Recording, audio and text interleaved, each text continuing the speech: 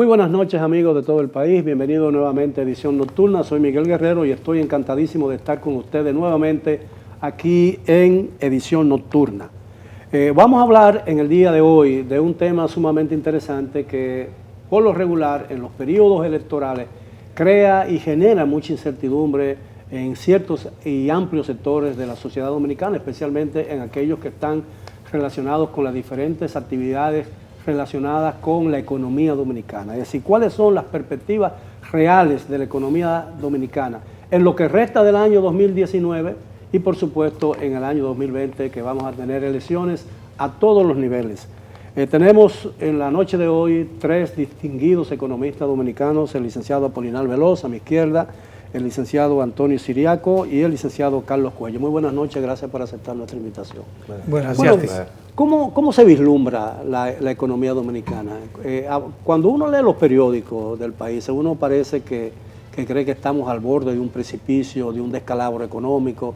Realmente, y cuando lo compara con los informes oficiales del Banco Central y de otras instituciones públicas, parecerían que estamos hablando de dos países totalmente diferentes. ¿Cuál es la realidad desde su óptica de economista de la economía dominicana y la perspectiva a mediano y largo plazo? O sea, yo soy el que... Gracias, Miguel. Mira, el ciclo electoral dominicano tiene prácticamente una política homogénea. Dependiendo de la decisión que tenga el mandatario, o sea, de apoyar su gobierno, en este caso de reelección, perdón, evidentemente que pone cierto paso de aceleramiento o de aceleración del gasto público. Y esa aceleración del gasto público tiene diversos efectos, o sea, tiene efectos sobre la tasa de interés, tiene efectos sobre el consumo, tiene efectos sobre la inversión, tiene efectos sobre la apertura comercial, porque en la medida en que sube la tasa de interés puede modificarse los términos de intercambio a través de la modificación de los precios de las diferentes de importaciones y exportaciones, y evidentemente que todo ese conjunto de variables termina afectando la economía dominicana. Pero además... Pero la verdad, usted me perdona, pero la verdad es que hemos estado creciendo de una manera sistemática con una muy baja inflación, ¿no? Bueno, tenemos, ese es un tema, ese es un punto muy positivo. Pero tenemos una inflación que incluso en algunos periodos ha sido por debajo de la de Estados Unidos, lo cual es muy extraño, porque entonces habría que suponer que los fletes, que los seguros y que el transbordo de mercancía tiene costo cero. De la única manera que nosotros podemos tener una inflación que es inferior a la de Estados Unidos. Entonces, esas estadísticas son esa estadística para mí es sencillamente cuestionable, en el sentido de que usted no puede tener una inflación de 1.17 versus 1.70 de Estados Unidos. O sea, cuando el 55% de los bienes de consumo se traen de Estados Unidos y el resto de materias primas y bienes de capital vienen de Estados Unidos. Entonces, la inflación de Estados Unidos y los costos de transporte, de flete, no cuentan. Entonces, en conclusión, ¿cuál es su visión de lo que puede pasar en el país en la economía? ¿Estamos amenazados de un descalabro, de una crisis o no? No, depende. O sea, depende de lo que quiera hacer el presidente. Si el presidente quiere reelegirse, evidentemente que eso tendrá un costo importante. Y en lugar de tener una política fiscal que tienda a corregir los desequilibrios cíclicos de la economía, vamos a tener una economía que sencillamente va a gastar porque tiene que reelegir al presidente. Y eso desencadena todas las variables que te mencioné previamente, y todo eso evidentemente que se conjuga y tiene una expresión bastante precisa de crisis. Por lo regular, los economistas coinciden en su punto de vista en relación con un tema específico. ¿Coinciden ustedes con lo que dice el licenciado Veloz? No, yo pienso que durante la historia republicana y democrática de la República Dominicana se ha expresado en cada proceso electoral todo un ciclo político electoral que supedita la lógica política electoral a la economía. Y eso, en la medida en que la parte política es bastante fuerte, es decir, cuando hay muchos conflictos políticos, eso tiene un efecto también en ese sentido en la economía. Por ejemplo, en las elecciones del año 1990, las elecciones del año 1994, las elecciones del año 2008, 2012, cuando precisamente tú encuentras que los gobernantes, por mantenerse en el poder, hacen un exceso de gasto y eso tiene un efecto en variables macroeconómicas. Y eso no hay que ser economista para ver los resultados. Por ejemplo, en el año 2012, todo el mundo sabe que el presidente de la República de ese momento dijo que había que gastar 40.000 millones y eso tuvo un impacto posterior porque hubo que hacer una reforma tributaria. O sea, el déficit del sector público se incrementó. Básicamente llegó hasta el 6 o 7% del Producto Interno Bruto. Entonces, en estos momentos vivimos nosotros una situación donde el partido más importante y los dos líderes más importantes están en una disputa. Y hay un proceso donde precisamente la lógica política puede, en la medida en que no se llega a algún arreglo, puede desajustar la economía. Yo creo que eso es un elemento que se evidencia. Y eso tiene sus impactos en variables, como dijo Apolinar, variables de carácter macroeconómico. En el caso de la inflación, por ejemplo, yo creo que al margen de la dificultad de convergencia entre la inflación en Estados Unidos y la República Dominicana, por las razones que él expuso, pero yo creo que eso le ha salido muy costoso a la República Dominicana, tener un tipo de cambio relativamente estable, tener una inflación. ¿Por qué? Porque eso ha sido sobre la base de un endeudamiento del sector público, en este caso del Banco Central y también del gobierno central. Entonces, eso verdaderamente, ahí es que está el quid del asunto. O sea, si bien es cierto que es positivo que tú pueda mantener indicadores macroeconómicos relativamente estables, pero no así los desequilibrios macroeconómicos. Licenciado Cuello, ¿comparte usted ese punto de vista? Mira, aparentemente hay cierta coincidencia en lo dicho por el licenciado Ciriaco y el licenciado Veloso. Mira, probablemente el efecto del déficit fiscal se puede posponer. Y como destacaba Ciriaco, el instrumento por excelencia es el endeudamiento. Yo no diría que el endeudamiento es el que es responsable del crecimiento, porque el endeudamiento ha financiado una parte, sin lugar a dudas, y en este caso, y es lo más lamentable, la parte que la política fiscal no ha sido capaz de compensar con recaudaciones, ya sea vía la eficientización de los mecanismos o vía una reforma fiscal que no hemos querido aceptar, que procede, porque llevamos año tras año financiando déficit con deuda, y eso es insostenible en el largo mediano plazo. Ahora, a partir de la crisis del 2008, hubo un cambio en la política del Fondo Monetario Internacional, ¿no? Se estimuló el endeudamiento como una forma de reactivar la situación económica de muchos países que habían quedado con una situación de descalabro y al borde de la quiebra, y que hubo la necesidad de un rescate económico.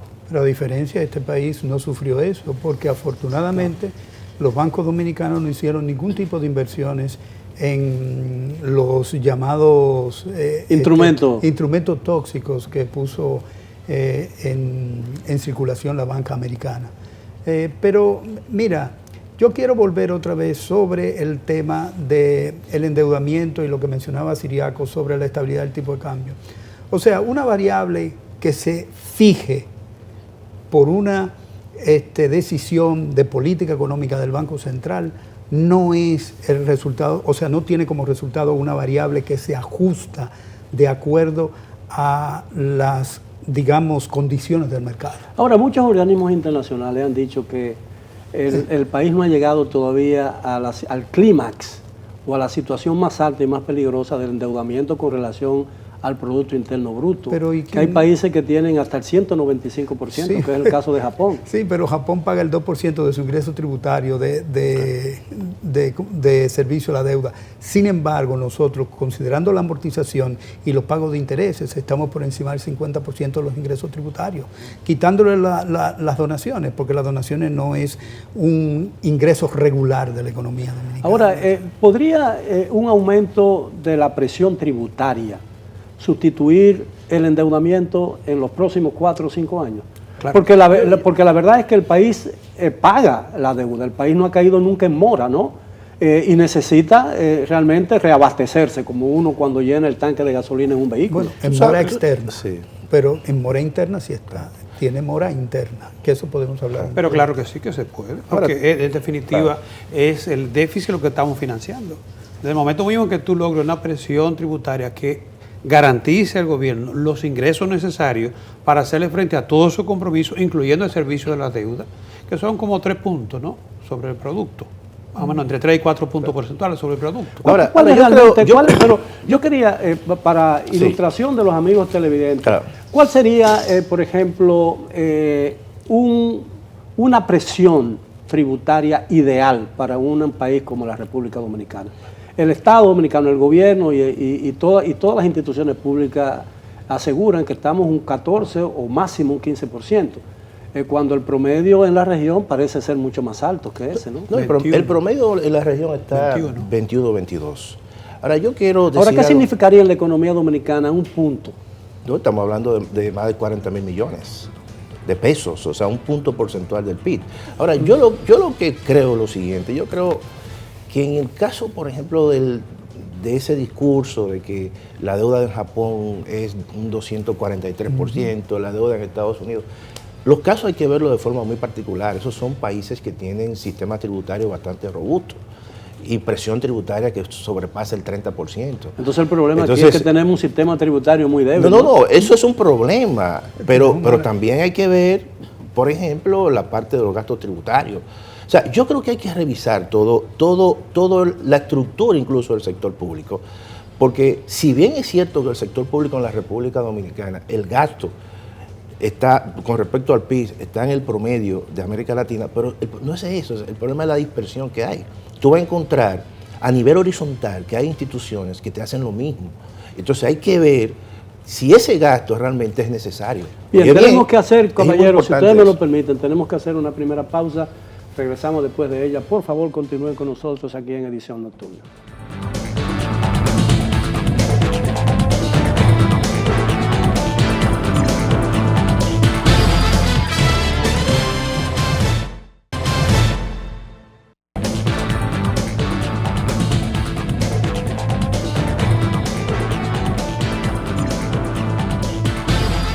Bien, estamos de vuelta en Edición Nocturna. Hoy estamos hablando sobre las expectativas y las perspectivas económicas de la República Dominicana en lo que resta de un año como el 2019, que es un año preelectoral, sin lugar a dudas, donde se definirán todos los parámetros electorales y en la vecindad de un año electoral en que probablemente tengamos que concurrir 3 veces a las urnas.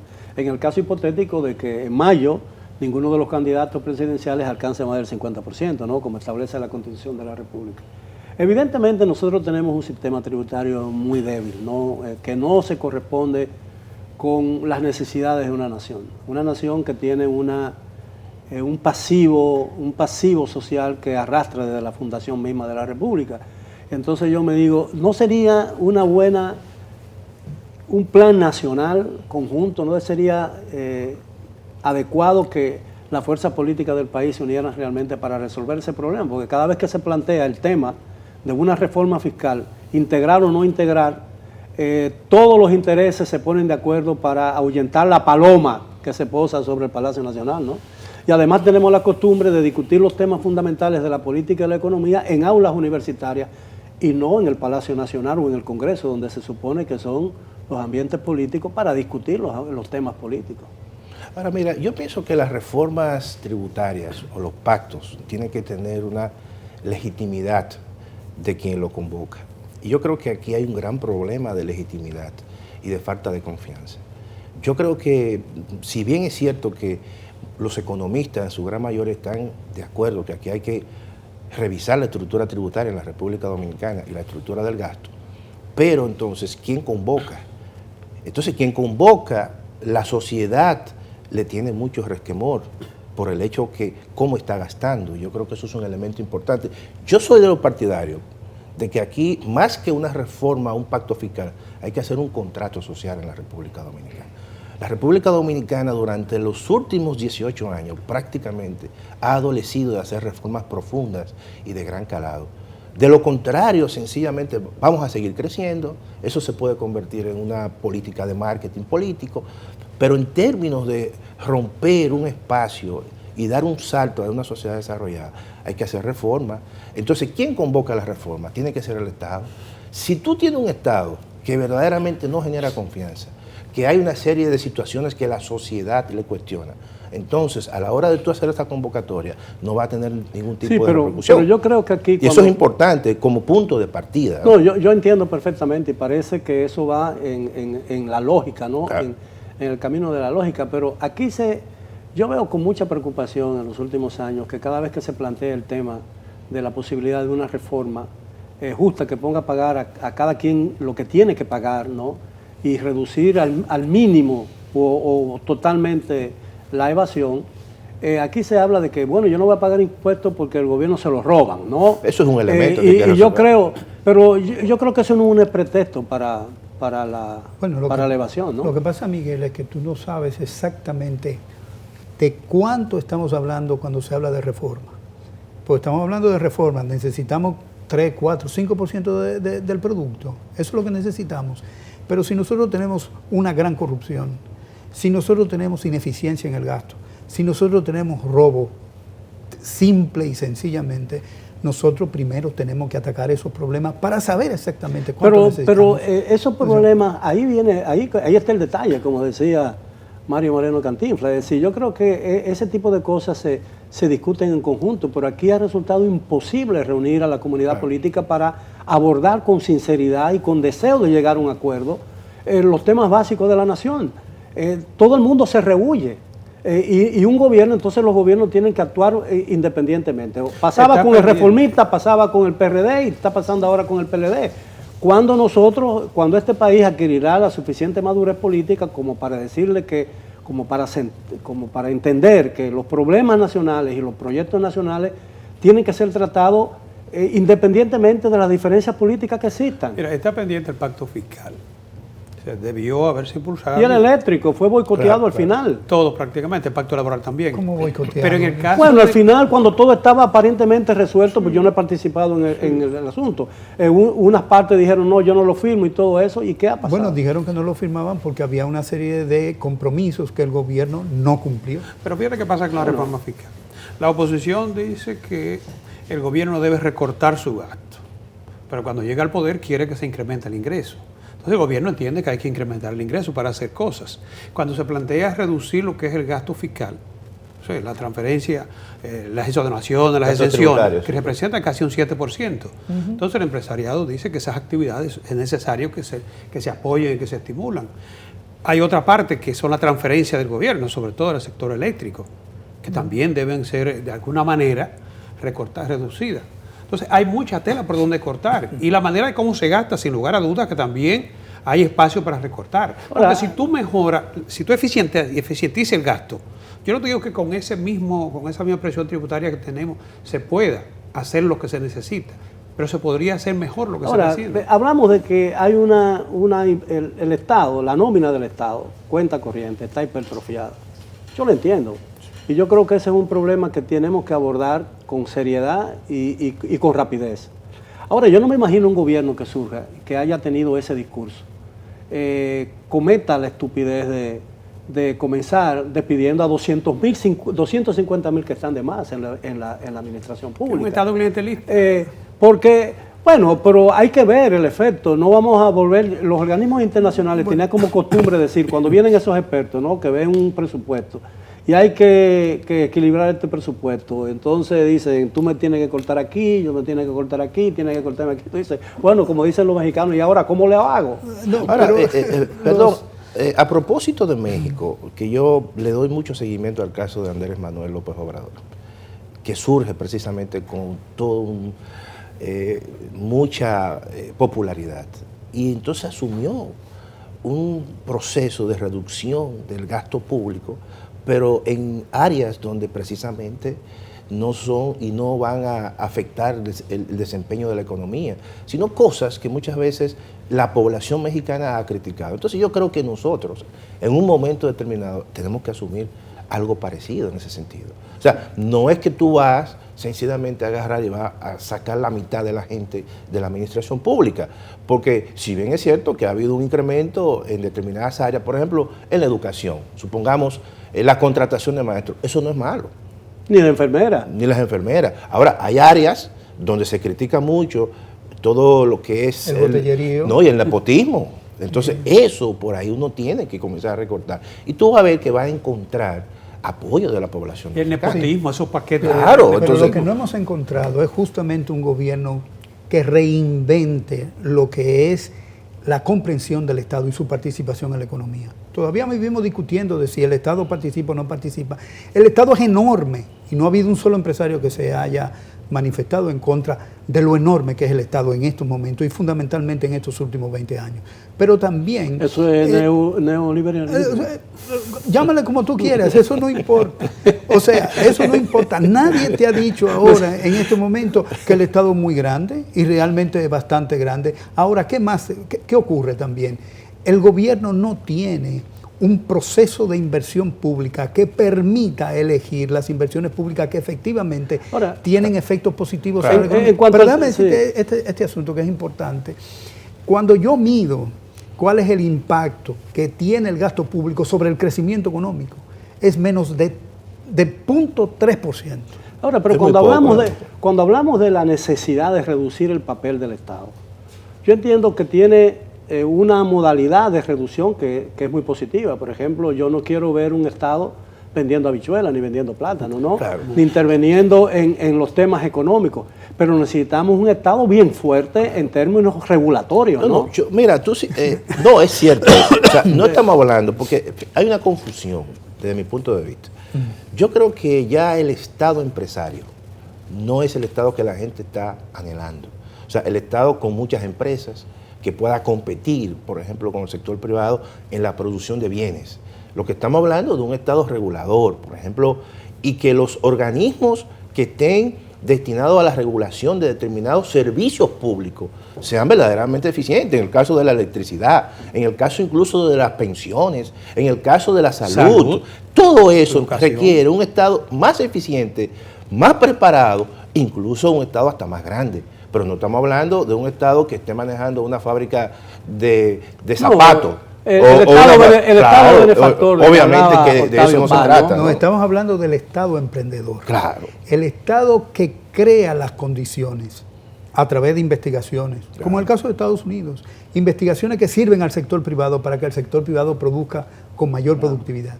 Eso es justamente lo que tenemos que entender. No tomar el dinero público para comprar votos, no tomar el dinero público para pagar queridas, no tomar el dinero público sencillamente para engordar una cuenta en el exterior. Bien, si me lo permiten, caballeros, tenemos que hacer otra pausa. El tiempo manda aquí. Yo pensé que era yo que mandaba. Regresamos después de ella. Continúan con nosotros, por favor, en Edición Nocturna.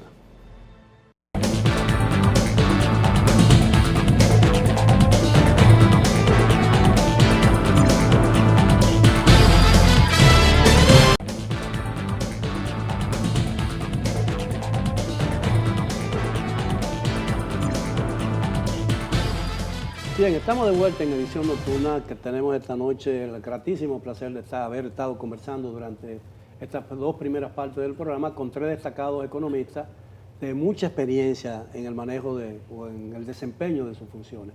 El licenciado Apolinar Veloz, el licenciado Antonio Siriaco y el licenciado Carlos Cuello. Ahora, mucha gente se pregunta, ¿realmente existe la posibilidad de que el crecimiento económico de la República Dominicana se interrumpa debido a los efectos que pueda tener en la economía la política dominicana? Mira, el Banco Central tomó una serie de medidas que muchas veces llama la atención. Me llamó la atención. El gobernador anuncia que en el primer trimestre la economía creció 5.7. Perfecto. Ahora, cuando tú analizas y tú comparas el crecimiento del trimestre del año 2018, que la economía creció 6.6 y este trimestre crece 5.7, hay una desaceleración de la economía. Claro, es un crecimiento que es relativamente cercano al potencial o por encima del potencial. Pero 5.7 es muy alto, ¿no? No, pero oye, es la tendencia que hay que ver. Está por encima de la proyección, sí, y de las expectativas del Fondo Monetario, el Banco Mundial. Entonces, uno se pregunta, si el crecimiento es bueno, ¿por qué entonces se libera 29.200 millones para fines de darle crédito a los bancos para que presten? Entonces, eso es un elemento de que es un reconocimiento de que la incertidumbre podría, en ese momento, si no se toman esas medidas, la economía se pudiese terminar este año, en caso de que no se hubiesen tomado esas medidas, quizás con un crecimiento de un 5%, cuidado. Entonces, todos esos son elementos que yo creo, y el mismo gobernador lo dijo, de, bueno, es que el mundo, la guerra con China y la situación preelectoral que hay en la República Dominicana, eso podría afectar la economía. Sí, Bueno, pero la relajación del encaje, de alguna manera explica que hay cierta confianza en la solidez de la banca, ¿no? Oye, mira, yo pienso que el encaje es un dinero que ya fue emitido por el Banco Central. Un instrumento. Y eso no tiene, desde el punto de vista inflacionario, no tiene ningún tipo de ¿cómo se llama?, de impacto. Lo interesante es lo siguiente. Si tú quieres que la banca preste, existen otro tipo de mecanismos que tú puedes utilizar para eso. En lugar de liberar el encaje legal, tú lo que puedes es reducir el encaje legal. Reduce el encaje legal y posibilita, reduce el costo de la banca, aumenta el beneficio de la banca y ellos pueden prestar más. ¿Cuál es el problema que tiene el gobernador? El gobernador no ha explicado, y eso estaba intentando hacer Ciriaco, de por qué él libera ese 2% del crédito total a través del encaje legal. O sea, ¿qué pasó? Él está esperando, generalmente, de manera típica, el producto cae en los primeros 3 meses del año. Eso es típico. O sea, si cayó por debajo de lo que él entendía que era la tendencia de la caída del producto en los primeros 3 meses. Eso tiene que explicarlo. Además, la explicación del crecimiento económico del Banco Central es una explicación de preprimario de economía. ¿Por qué? Porque ellos dicen, creció el producto. Creció porque creció agricultura, porque creció el turismo, porque creció los servicios, porque creció, creció porque crecieron las partes. Eso no es. Cuando yo escuchaba, por ejemplo, a Janet Yellen en Estados Unidos hablar del crecimiento económico de los Estados Unidos, había una referencia fundamentalmente al consumo, a la inversión, a la tasa de interés, al tipo de cambio, a la productividad. Aquí no se menciona eso. Pero parecería entonces que todos los pronósticos que se hacen con relación a la situación real de la economía y lo que pudiera suceder en el país en el corto y mediano plazo, con vista a las elecciones del año próximo, estarían mal fundamentadas. Mira, yo coincido con Antonio en el sentido de que me sorprendió la liberalización de recursos. Pudo haberlo hecho por cualquier otro instrumento de política monetaria, el efecto iba a ser el mismo, aumentar, reducir el encaje. Simplemente es un instrumento de política monetaria. Pero me pareció innecesario porque se había comunicado un crecimiento en el primer trimestre de un 5.7. Y con ese crecimiento, ¿no?, y la expectativa de que la economía estaba creciendo por encima de lo que se proyectó, yo entendía que era innecesario. Pero ¿tiene algún efecto negativo en la economía? No, la liberalización del encaje. No, lo que yo creo es que... Entonces, ¿por qué hay tantas críticas con relación? La crítica es la siguiente. Los bancos comerciales en la actualidad tienen un sobreencaje, es decir, dinero que les sobra del encaje. Entonces, ¿por qué liberar parte del encaje cuando ellos tienen dinero suficiente como para poder incrementar el crédito sin que... Mejor todavía, liberando al Banco Central. Pero todo el dinero en poder del banco es un pasivo para el banco. No, espérame. O sea, tú tienes... No es cierto. Sí, es un pasivo, lo que tú emites. Que tiene un costo. Sí, claro. ¿No? Entonces, ese dinero tiene que estar circulando en la calle. No, lo que tú emites. O sea, lo que tú emites es parte del pasivo. Pero ellos tienen del lado del activo el crédito a instituciones financieras, es un activo del Banco Central. Entonces, desde ese punto de vista, si tú tienes los depósitos de encaje de la banca comercial, están en el Banco Central. Hay una parte que corresponde al 11% y hay otra parte que está por encima del 11%. Que usen los bancos comerciales ese dinero. ¿Por qué es mejor para el Banco Central? Porque le libera de un costo. Porque paga 5% por ese exceso de encaje legal de los bancos comerciales. Yo lo que creo es que... Bueno, pero la cosa parece tan sencilla que uno no se puede explicar que tantos economistas de experiencia en el Banco Central no se hayan percatado de que esa pudiera haber sido una mejor solución. Ahora, yo lo que pienso, yo lo que pienso, yo lo que pienso es que el gobernador del Banco Central y el Banco Central se ha fijado como meta crecer por encima del 6%. Y si no hubiese tomado esa medida, la economía no hubiese llegado a ese nivel. Eso es lo que yo creo. Porque no había realmente razón.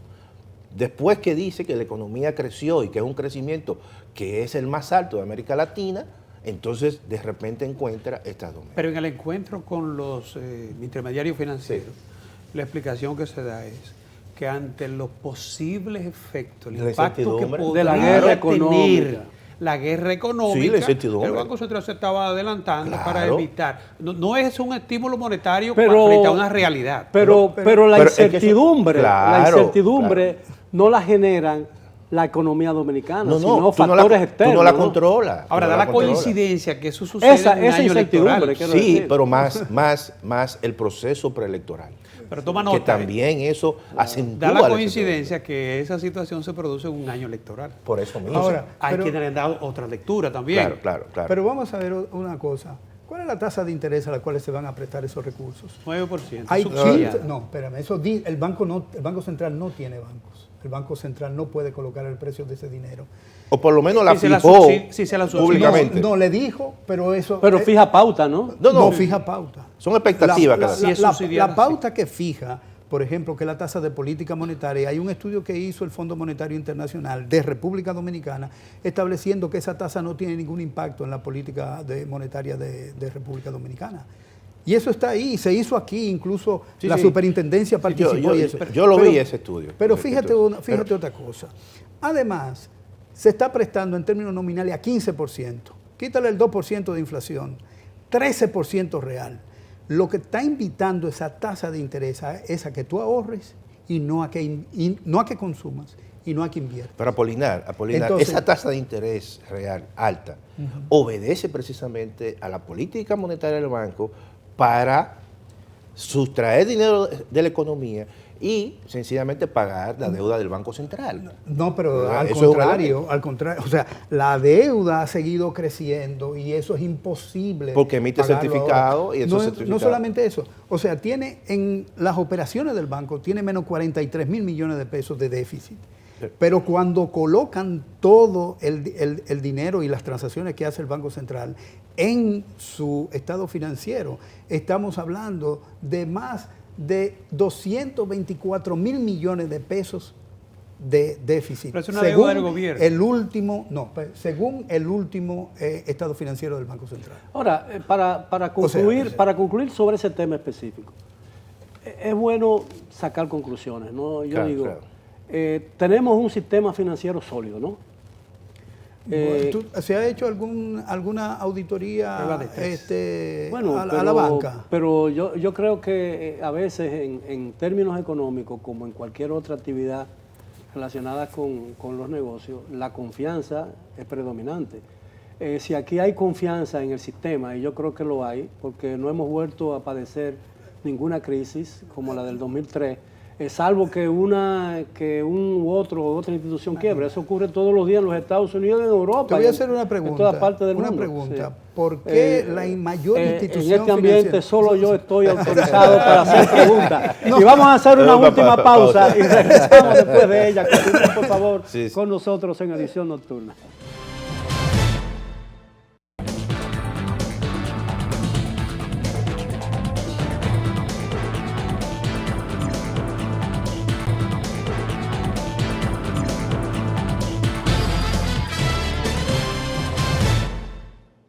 Bien, estamos de vuelta ya, desgraciadamente, en la etapa final del programa de hoy sobre la economía dominicana.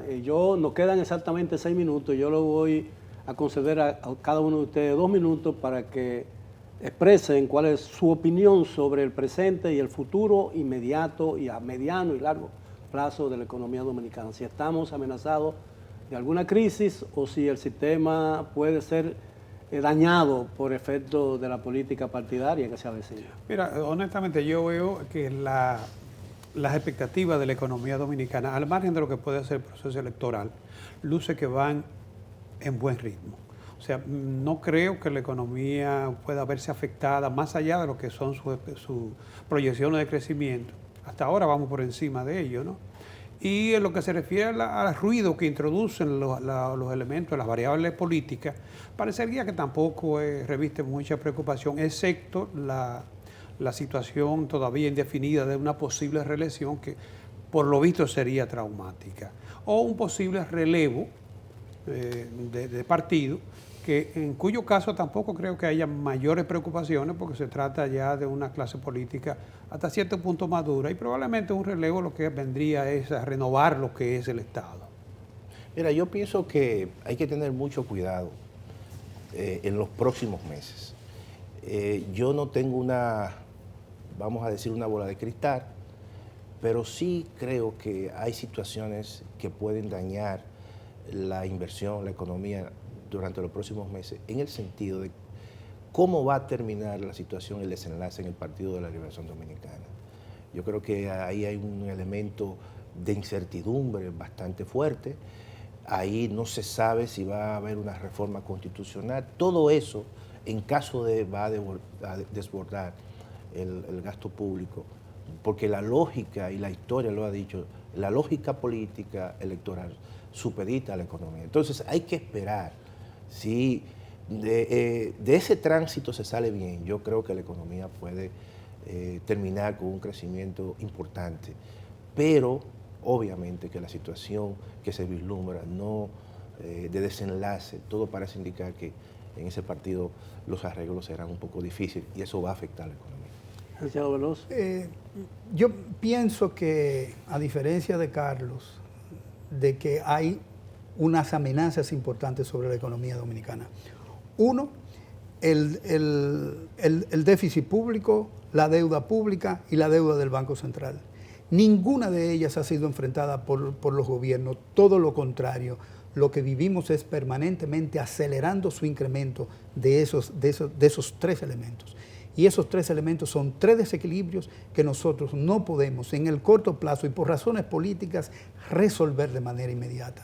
Y eso necesita el concurso de la clase política. Empresarios en Conflictos es un libro que nos dice cómo reaccionó la clase política cuando Bosch no quiso aprobarle lo que nosotros conocemos como la Ley 299 y que después, al principio del gobierno de Balaguer, tuvo que ceder ante las presiones de los empresarios.